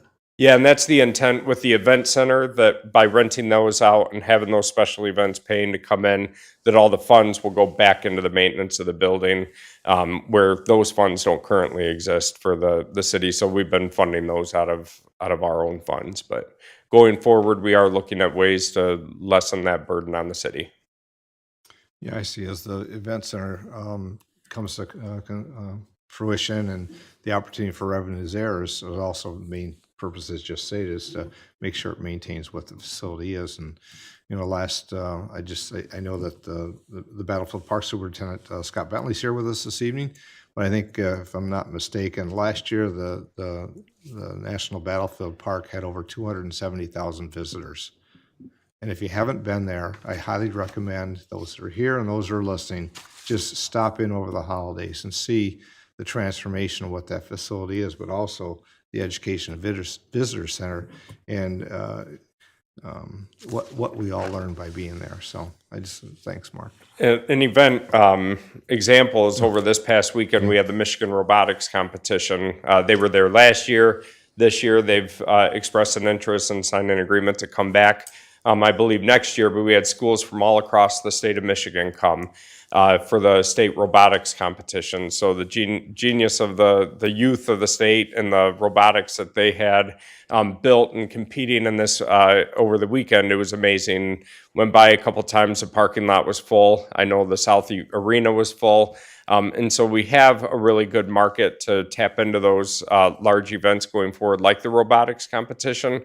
We just have to make sure we're promoting it and then managing those going forward so that those proceeds go back into the building. Councilman Lamore? Just one last. So an event like that, what would the city make off an event like that? Off the top of my head, I can't remember. There's tiers in terms of a rental and how much services you're asking for, what the rental fee is, whether you're a member of the foundation. So I can get that information, get it to you. There's no other questions. This item 4404 is up. Councilman Felder. Yeah, just one last point. I think that we really are all seeing the battlefield as an asset, I believe. We think it is a contributing factor towards increased tourism and development of the broader community, and we all wish for it and the foundation's every success.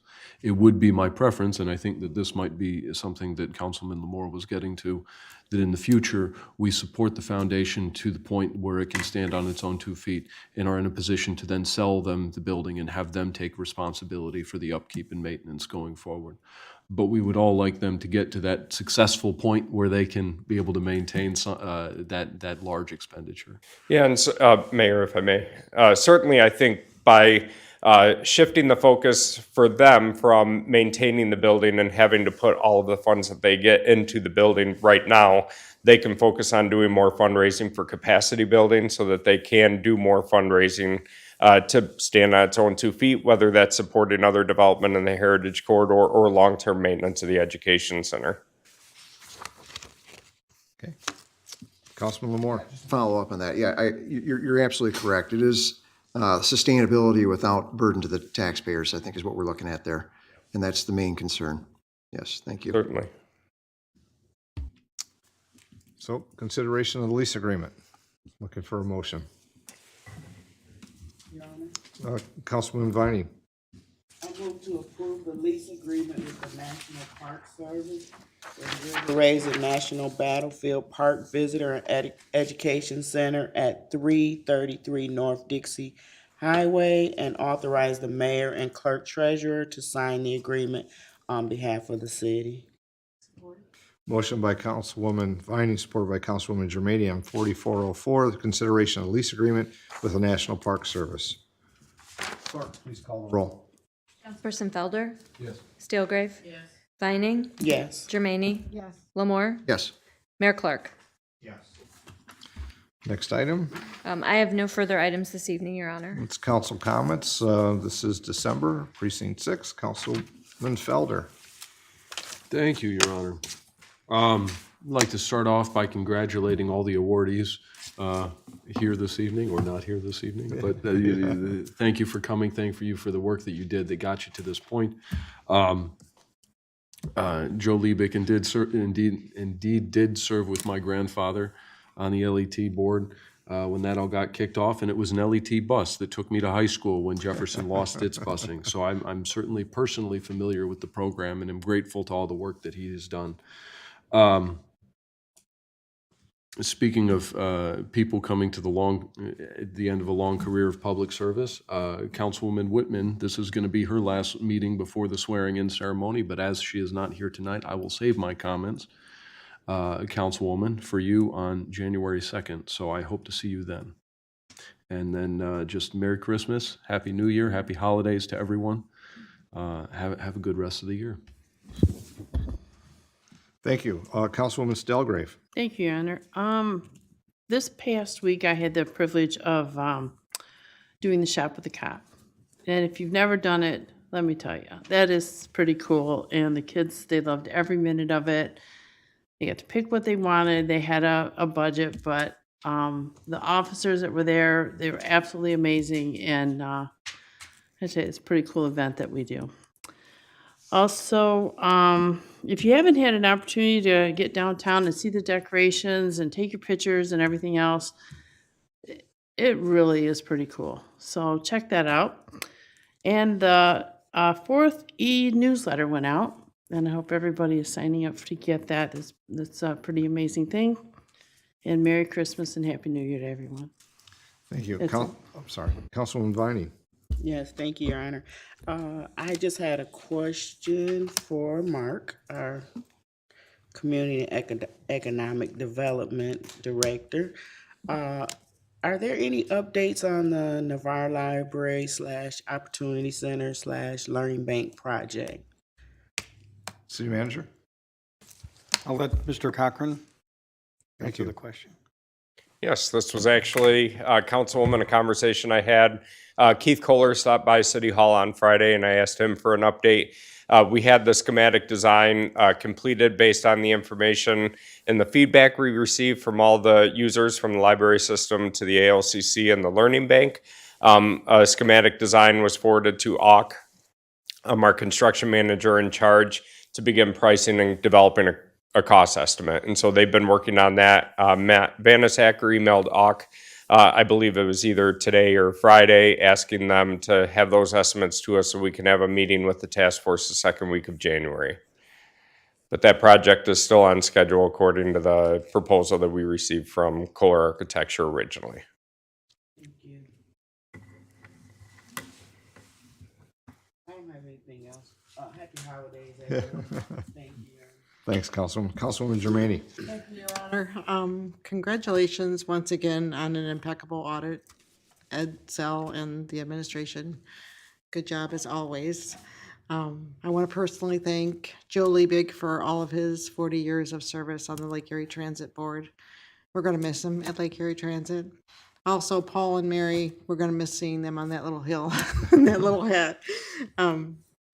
They were personal friends of my sister, and they have a special place in my heart.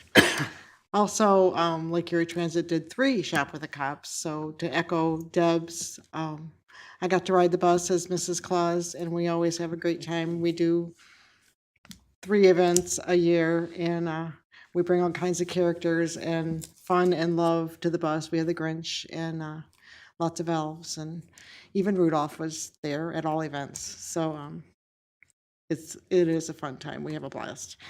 And Merry Christmas and Happy New Year. Thank you. Thank you. Councilman Lamore. Thank you, Your Honor. Kudos to Mary and Paul Livernoy and Joe Liebeck. Really a huge thank you to all of them because they've expressed in many ways their service to the city and given back so many different ways. Thank you very much to those people. Want to thank all the people that accepted the appointments to the boards and the commissions. Without your work, without your hard diligence in serving the city, we couldn't do our job up here. So our boards and commissions are the very fabric of what we are here. So thank you for your big efforts that you give the city. Also, kudos to Ed Sell and Plant Moran for coming out flawless once again with a just a great financial outlook for the city and making us look good up here. Thank you to you. And lastly, Merry Christmas and Happy New Year to all of our residents and constituents. Thank you. Thank you. Just a couple of comments, kind of maybe some of what's already said. And thanks again to Joe Liebeck and Mary and Paul Livernoy for their work and volunteerism. There was an appointment that was on the consent agenda this evening, and that was an appointment to Commission on the Environment. I want to congratulate Dr. Everly for joining the Commission on the Environment. Many seats on some of the boards and commissions have specific roles that need to be filled. And this was an education position on the Commission on the Environment. So the education background that Dr. Everly has is going to be well served with the commission. So thank you. We have students here tonight. Stand up, please. So you're at the middle college, is that correct? What class are you in and why are you here today? We are here for our civics engagement project for our civics and economy class. Very good.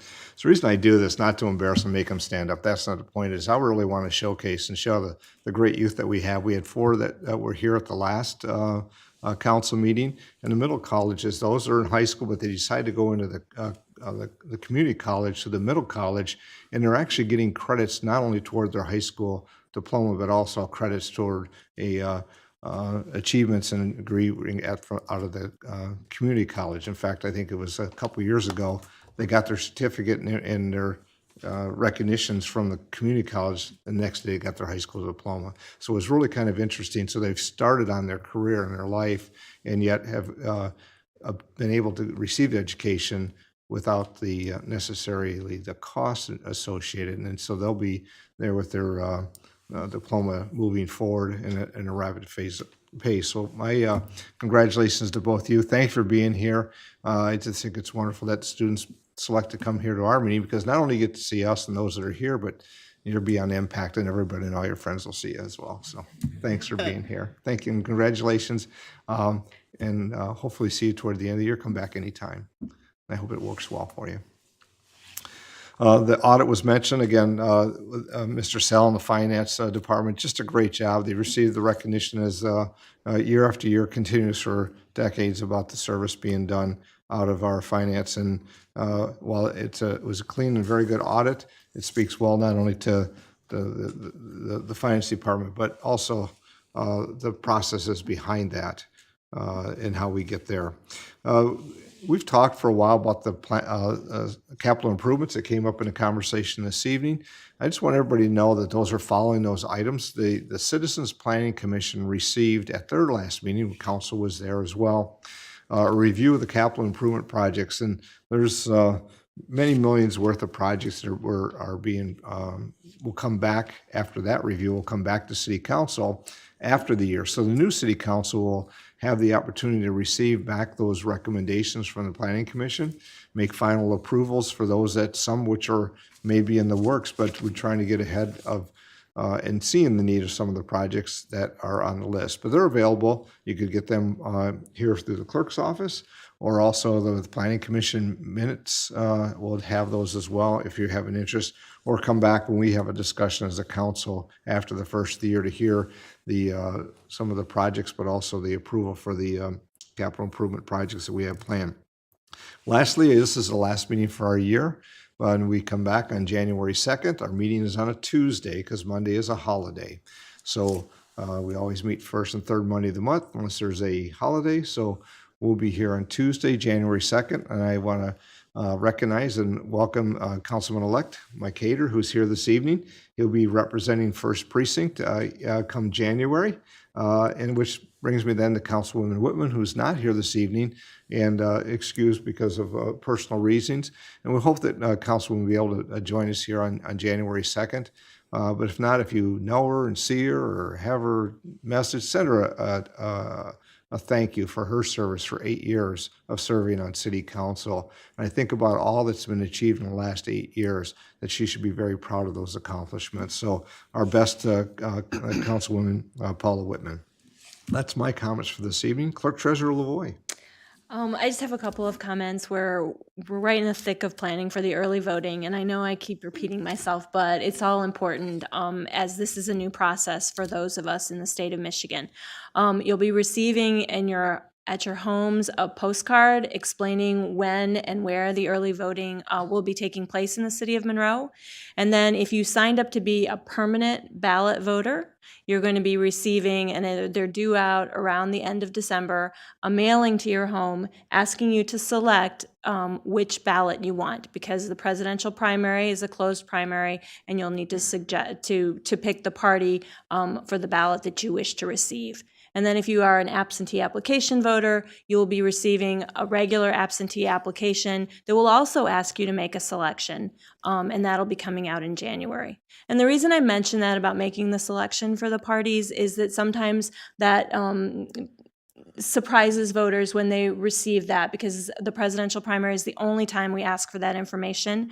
And while we have it during the election to ensure that you get the ballot that you want, beyond that, we do not record it anywhere in our systems. So I just wanted to mention it tonight to give people a chance to think about it and think about what they want to do when they receive any of those forms.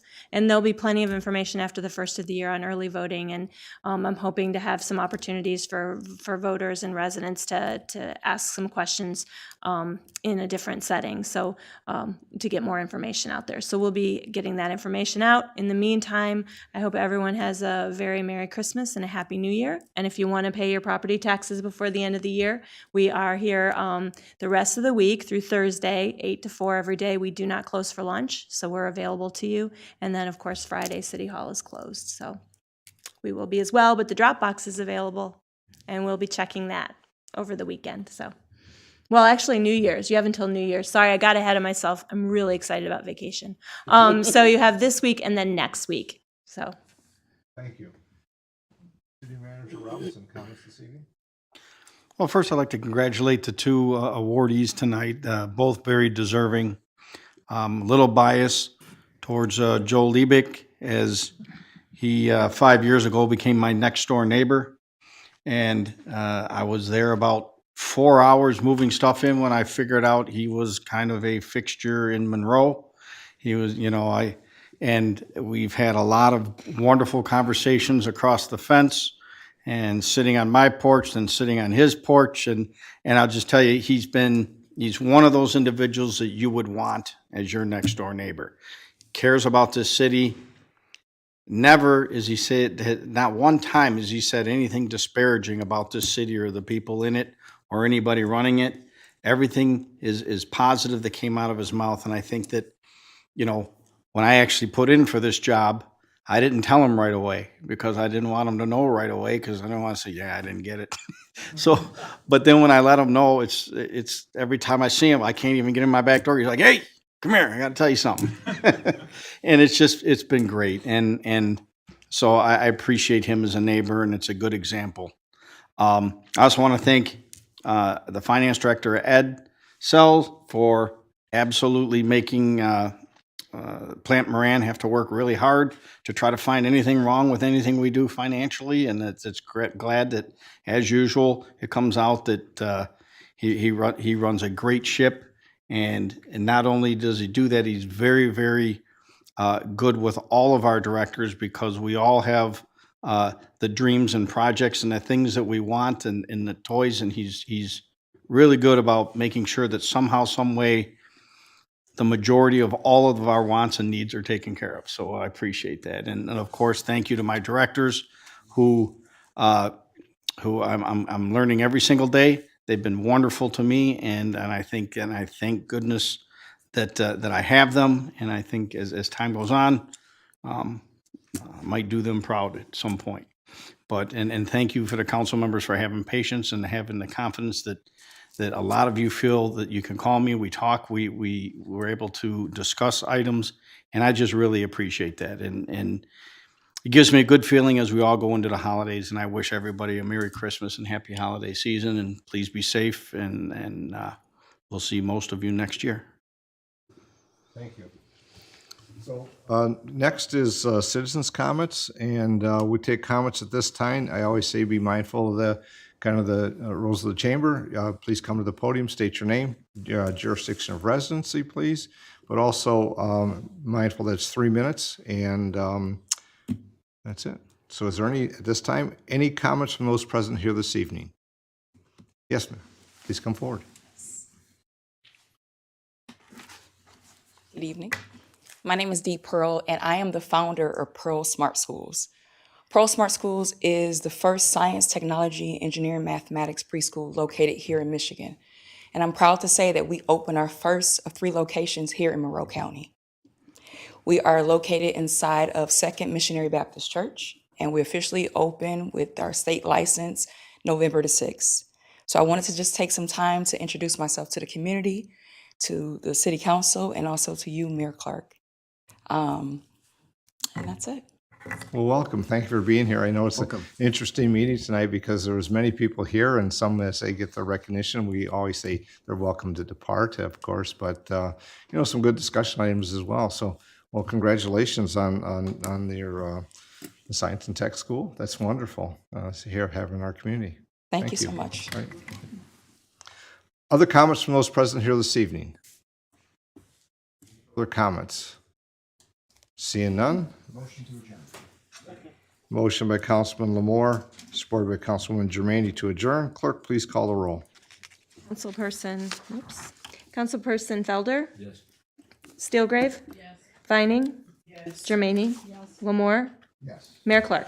Yes. Everybody have a blessed holiday season and Merry Christmas. We'll see you soon. Bye.